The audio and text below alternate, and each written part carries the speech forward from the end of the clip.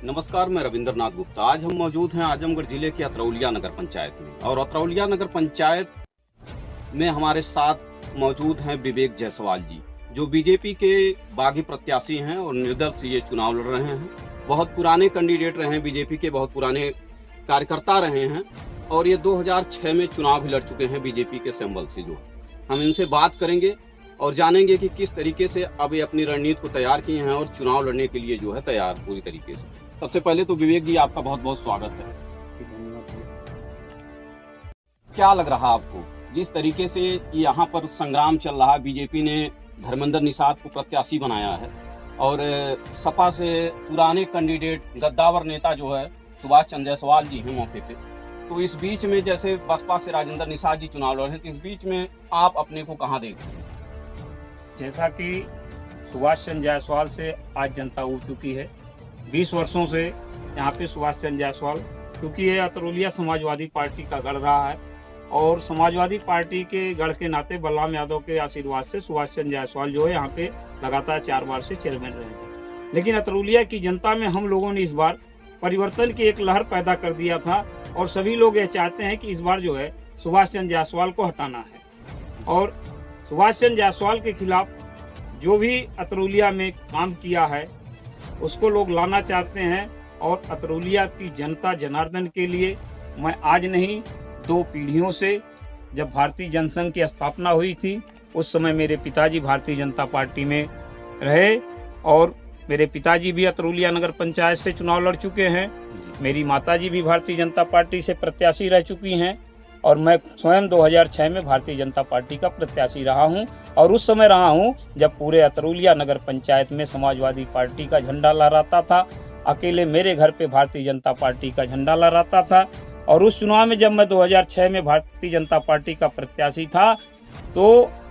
Samajwadi party के लोग न तो मेरा झंडा लगने देते थे, न तो मेरा बैनर लगने देते थे, लेकिन फिर भी मैं पूरी दमदारी के साथ इस तरह से अपनी चुनावी रणनीति को बना के चुनाव मैदान में था कि सुभाष चंद्र जायसवाल को पसीने आने लगे थे। लेकिन भारतीय जनता पार्टी के ही कुछ नेताओं ने आखिरी समय में भाजपा और मेरे साथ गद्दारी किया और यह नारा लगाया कि सुभाष और रामचंद्र जी चाहो, जिसका परिणाम हुआ कि अतरौलिया के व्यापारी समाज सुभाष चंद्र जायसवाल की तरफ एक तरफा चला गया और सुभाष चंद्र जायसवाल उस समय फिर चुनाव जीत गए। नहीं तो 2006 में ही मैं सुभाष चंद्र जायसवाल को चुनाव हरा दिया होता। जी, तो सर जो है आप ये बताइए कि जैसे मौके पे जैसे बीजेपी के बहुत पुराने नेता आप हैं, वो पुराने कार्यकर्ता आप हैं और पुराने कार्यकर्ता होने के बाद भी इस तरीके से बीजेपी ने आपके साथ अन्याय किया, जो आपको टिकट से वंचित कर दिया, धर्मेंद्र निषाद को टिकट दे दिया, तो इसमें आप क्या कहना चाहेंगे? जो जैसा कि हमने बताया ना कि 2006 में मैं पूरी दमदारी से चुनाव लड़ा और भाजपा के लोगों ने अगर मेरा साथ दिया होता तो मैं सुभाष चंद्र जायसवाल को 2006 में ही पराजित कर दिया होता। लेकिन जब भाजपा के लोगों ने मेरे साथ गद्दारी किया तो 2012 में मैं भाजपा से चुनाव लड़ने के लिए तैयार नहीं हुआ और भारतीय जनता पार्टी को 2012 में कोई प्रत्याशी अतरौलिया नगर पंचायत से चुनाव लड़ने के लिए नहीं मिला। 2017 में मैंने फिर भारतीय जनता पार्टी से चुनाव के लिए आवेदन किया और मेरा जो है टिकट भारतीय जनता पार्टी ने घोषित भी कर दिया, किंतु फिर उन्हीं तथाकथित भारतीय जनता पार्टी के रूप में जो समाजवादी पार्टी और बहुजन समाज पार्टी की दलाली करते हैं, उन नेताओं ने अपना खेल खेला और समाजवादी पार्टी के सभासद रहे और 2017 में विधानसभा के चुनाव में बहुजन समाज पार्टी का प्रचार किए दिनेश मदेशिया को भाजपा के रूप में प्रत्याशी ला करके खड़ा कर दिया और जिसका परिणाम हुआ कि 2017 में भी भारतीय जनता पार्टी केंद्र और प्रदेश में सरकार रहने के बावजूद भी अपनी जमानत नहीं बचा पाई। अगर 2017 में भी भारतीय जनता पार्टी ने मुझको प्रत्याशी बनाया होता तो 2017 में भी भारतीय जनता पार्टी का कमल अतरौलिया में खिला के दे दिया होता। अब की बार जो है किस मुद्दे पे आप जनता के बीच में जा रहे हैं और जनता के बीच में जाकर के क्या मुद्दा आप दे रहे हैं, किस मुद्दे पे चुनाव लड़ रहे हैं आप, जो है उस मुद्दे को बताइए। जैसा कि मेरे पिताजी भारतीय जनता पार्टी की राजनीति करते रहे और बहुत ही पुराने कद्दावर नेता थे, पूरे जिले में भाजपा की स्थापना मेरे पिताजी ने किया। माननीय कल्लाजी मिश्रा और माननीय राजनाथ सिंह जैसे दिग्गज नेताओं का मेरे घर पे मेरे परिवार में आना जाना लगा रहता था और जो भाजपा के कुछ तथाकथित नेता थे उनको यही नहीं पसंद आ रहा था कि विवेक जायसवाल का कद भारतीय जनता पार्टी में लगातार बढ़ता जा रहा है, इसलिए उन लोगों ने मेरा विरोध किया और 2023 के इस चुनाव में उन्हीं तथाकथित नेताओं ने दलाली करके भारतीय जनता पार्टी के पैनल में मेरा नाम नहीं भेजा, नहीं तो निश्चित रूप से भारतीय जनता पार्टी इस बार मुझको प्रत्याशी बनाती और अतरौलिया में भारतीय जनता पार्टी एक ऐतिहासिक जीत होती। इस पूरे आजमगढ़ जनपद में ऐसी जीत भारतीय जनता पार्टी की नहीं होती, यह निश्चित रूप से होता। इसका कारण है कि मैं अतरौलिया में व्यापारी समाज का नेतृत्व करता रहा। लगातार 10 वर्षों तक व्यापारी समाज ने अपने स्नेह से, अपने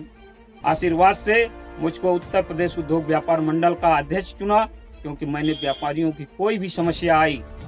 तो मैं दमदारी के साथ व्यापारी समाज के साथ खड़ा रहा हूँ, व्यापारियों के हित की लड़ाई के लिए खड़ा रहा हूँ। अतरौलिया नगर की जनता जनार्दन की सेवा के लिए आधी रात को भी मेरे घर के दरवाजे खुले रहते हैं, जिसके परिणाम स्वरूप अतरौलिया की कोई भी चाहे जाति धर्म या संप्रदाय का व्यक्ति हो, उसको यह मायने नहीं रखता है। आज अतरौलिया में लोग भारतीय जनता पार्टी के रूप में विवेक जायसवाल को देखना चाहते थे। जिस तरह से देश में लोग प्रधानमंत्री के रूप में माननीय नरेंद्र मोदी जी को देखना चाहते हैं, जिस तरह से उत्तर प्रदेश में मुख्यमंत्री के रूप में लोग माननीय योगी आदित्यनाथ जी के रूप में देखना चाहते थे, उसी तरह से आज अतरौलिया में एक नारा था कि भारत में नरेंद्र मोदी, उत्तर प्रदेश में योगी जी, तो अतरौलिया में विवेक जायसवाल यह नारा था मेरे व्यापारी समाज का, मेरे अतरौलिया के नागरिकों का। और यह तथाकथित जो भाजपा के नेता थे, जो सपा और बसपा के दलाल थे, उनको यह पसंद नहीं आया कि अतरौलिया में भारतीय जनता पार्टी का कमल खिले, नहीं तो उनकी दलाली बंद हो जाएगी। विवेक जायसवाल जी का कहना है कि यहाँ के भाजपा के जितने नेता हैं वो हमारे साथ जो है अन्याय किए हैं, और इस अन्याय के साथ जो है हमें टिकट मिल करके भी टिकट नहीं मिला जो है। विवेक जी, एक सवाल और आपसे पूछना चाहेंगे कि जो है अगर आप जनता, अतरौलिया नगर पंचायत की जनता आप पर विश्वास करती है, भरोसा करती है, आप चेयरमैन चुने जाते हैं, तो अतरौलिया में नया क्या आप करेंगे, क्या है सोचा? अतरौलिया में सबसे पहले तो देखिए एक जल निकासी की समस्या है, उसको दूर करना है। इसके बाद इतनी बड़ी पुरानी बाजार होने के बाद भी यहाँ पे न तो शौचालय की व्यवस्था है, न तो मूत्रालय की व्यवस्था है, इसकी व्यवस्था करनी है। बिजली की व्यवस्था यहाँ पे दुरुस्त करनी है। तमाम लोगों के जो पात्र व्यक्ति हैं उनके राशन कार्ड नहीं बने हैं, राशन कार्ड से जो गरीब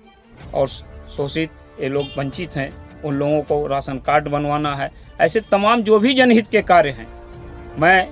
एक प्लानिंग के तहत चुनाव लड़ रहा हूं। अगर यहाँ के लोगों ने मुझको चेयरमैन बनाया तो मैं हर वार्ड में 10 लोगों की एक कमेटी बनाऊंगा। उस कमेटी के साथ बैठक होगी, उस वार्ड की समस्याओं को जाना जाएगा, समझा जाएगा और लोगों की समस्याओं को जाना जाएगा और उसके निस्तारण की व्यवस्था की जाएगी। ये मेरी प्लानिंग है।